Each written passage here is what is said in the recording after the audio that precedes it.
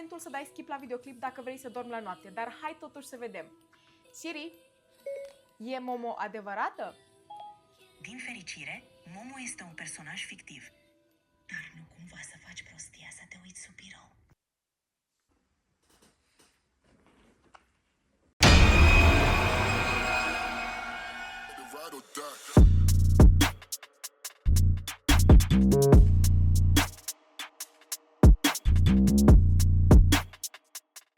Salutare, Fan True Crime! Azi avem Sunday Special, episodul în care eu găsesc chestii creepy pe internet și vin aici să mă plâng la voi. Înainte să încep să vă traumatizez, dacă n-am făcut-o deja, țin să fac o paranteză și să vă zic că astea sunt videoclipuri extra, nu vă panicați. Miercuri și sâmbătă postăm videoclipuri True Crime, deci ala rămân acolo. Astea sunt doar cazuri pe care le fac eu în timpul meu liber. M-ați înnebunit să vorbim despre Momo și, sincer, nu mă așteptam ca acest research să fie atât de terifiant. Este clar că eu nu mai dorm la noapte și țin să vă spun poftă bună subscriberilor. Momo este coșmarul tuturor părinților și este această entitate, să îi spunem așa, care îți urmărește copilul prin orice dispozitiv. Haideți să vedem totuși de unde a pornit toată această nebunie și mai exact ne ducem înapoi în anul 2016, când un bărbat pe nume Keisuke, care era expert în decorațiuni și propsuri pentru filme horror, a fost invitat la o expoziție horror și practic el a creat această piesă de artă, ok? Este o piesă de artă, cred că i-a luat omului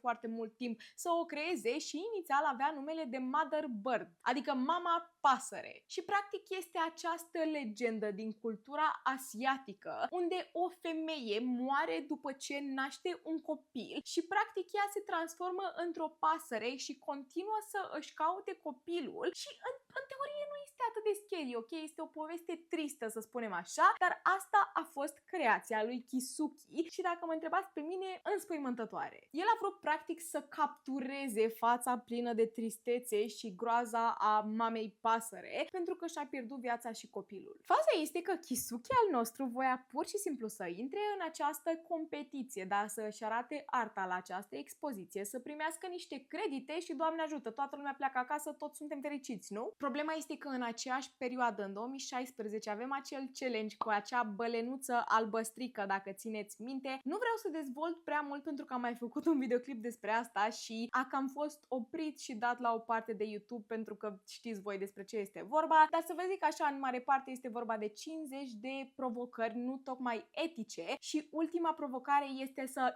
Da, mulți oameni vulnerabili, în special copiii, erau spălați pe creier, erau păcăliți într-un fel sau altul să termine aceste provocări, iar în spatele acestui mare challenge era un student de psihologie pe nume Philip Budeiken, probabil îi pronunț numele greșit, și după un alt bărbat care a creat mai multe grupuri să continue acest trend, în ghilimele, care a dus la lăsarea fără viață a 16 persoane, majoritatea minore. În fine, acum totul bine mersi, da, 2016, Keisuke s-a dus la această expoziție și a prezentat opera de artă, nu a câștigat nimic, dar a primit foarte multe credite, da, și cineva a luat poza și a postat-o pe un subreddit. 2 ani mai târziu, în 2018, Keisuke primește un e-mail de amenințare în care îi spune că el este de vină pentru că propriul ei copil a ajuns cu leziuni pe corp. Keisuke este extraordinar de confuz pentru că el a creat această Mother Bird, da, această femeie pasăre care arată teribil și lumea a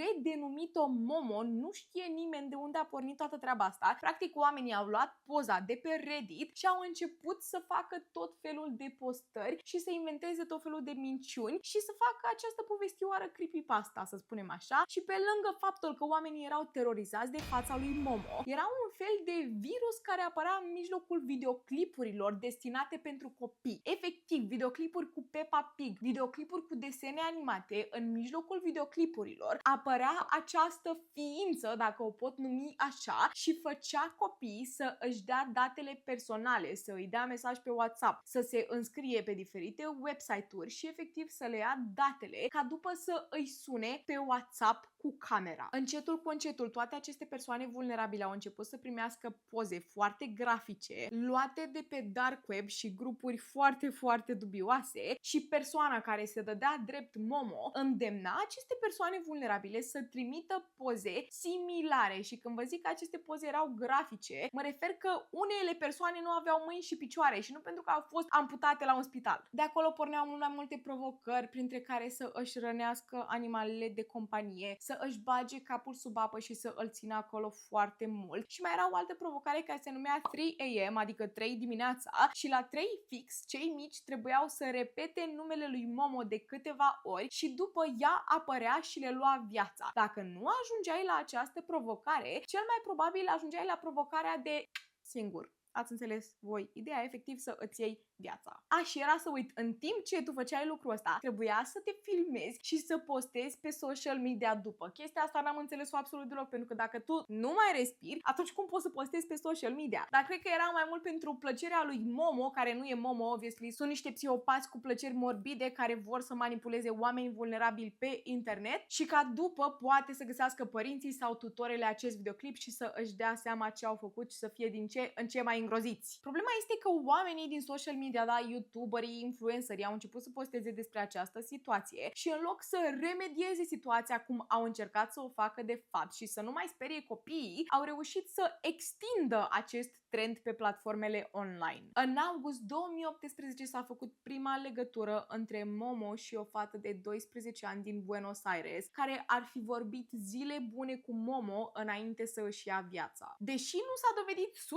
100% că Momo a fost de vină, autoritățile au fost presate de public să acționeze și să ia măsuri. Au anunțat public părinții și toată lumea care este responsabil de un copil să aibă grijă când se uită la desene pe YouTube, pentru că chestia asta poate lăsa pe cineva traumatizat sau poate chiar mai rău să ajungă să își dea datele, să fie amenințat, să fie manipulat și să ajungă cum a ajuns și acea fată de 12 ani. Vreau să vă fac așa o paranteză și să vă zic că eu când eram mică, vreo 4 ani de zile, mi-a fost frică să dorm singură din cauza acestei poze. Dacă sunteți generația Z, sunt sigură că o cunoașteți. Este o poză luată într-un film, Exorcistul, dar practic poza asta este motivul pentru care mie, la vârsta de 25 de ani, încă mi-e frică de întuneric și practic dorm cu televizorul pornit. Am zis-o, am recunoscut, ok? Dar e o chestie, este o traumă din viața mea și deși știu că Momo este mult mai rău pentru că te poate face să te rănești singur sau cine știe, tot poți lăsa un copil traumatizat pe viață până la 25 de ani. După ce autoritățile au început să se mobilizeze, numerele de telefon au fost făcute publice și blocate, conturi de social media și toate modalitățile prin care puteai fi contactat de Momo, în spatele căreia erau niște escroci, bineînțeles, veneau închise. Până la sfârșitul lunii august, Momo s-a dus pe apa sâmbetei, sau cel puțin așa credea lumea. Pentru că în februarie 2019, un nou val de Momo ia amploare. Videoclipuri de pe YouTube postate, iar în mijlocul lor apărea Momo de nicăieri. Hei, te rog frumos, instalează-ți asta, intră pe site-ul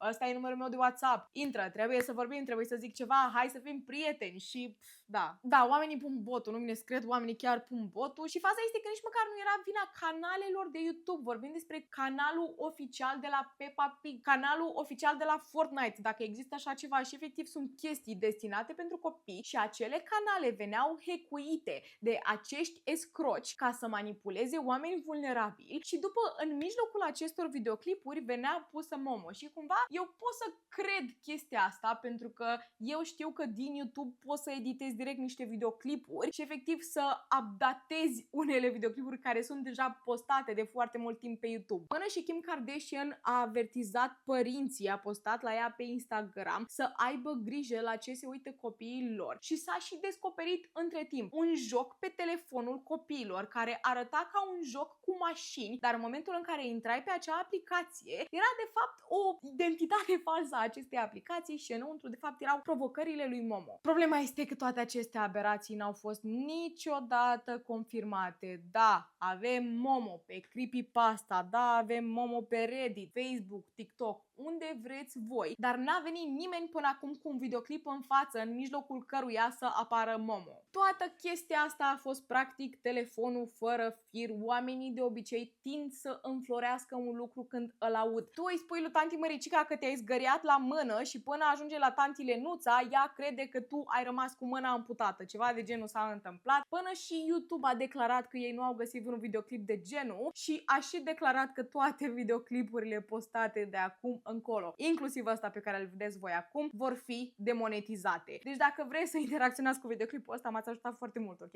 Într-un final, Kisuki, creatorul acestei Mother Bird, care, nu știu, s-a transformat în Momo printr-un fel sau altul, în 2019 a distrus opera lui de artă și tot ce a mai rămas din ea a fost ochiul. Bineînțeles că în ziua de astăzi avem poveștile peste tot, mai ales pe TikTok. Am găsit videoclipuri în care lumea a găsit-o pe Momo, a văzut-o pe o cameră de securitate. Mi se par foarte funny pentru că știu că sunt fake și foarte mulți dintre voi știți că sunt fake, dar chestia este că în 2014, nu știu dacă mai știți, am făcut eu un caz la un moment dat despre Slenderman, în care două fete în viața reală au încercat să-și ucidă prietena pentru că au fost puse de Slenderman. Deci e clar că pe această planetă sunt oameni care pot fi păcăliți. Acum, unul din motivele pentru care Momo nu mai este atât de cunoscut în ziua de astăzi este pentru că videoclipurile pe YouTube nu mai sunt monetizate. Deci, practic, lumea nu mai postează pentru că nu mai fac bani de pe acele videoclipuri și eu, practic, am vrut să fac acest videoclip în scop educativ și poate să detraumatizez niște suflete, pentru că eu de fiecare dată când văd arătania asta, mă sperii. Eu vă zic sincer, nu voi dormi la noapte. Mulțumesc că ați rămas cu mine până la final. Dacă vreți să interacționați cu acest videoclip, mă ajută extraordinar de mult. Nici măcar nu cred că o să-l vadă chiar atât de multă lume. Eu am fost Ceci, aceasta a fost povestea reală din spatele fenomenului Momo, iar până trauma viitoare, stay safe. Mi s-au scacat.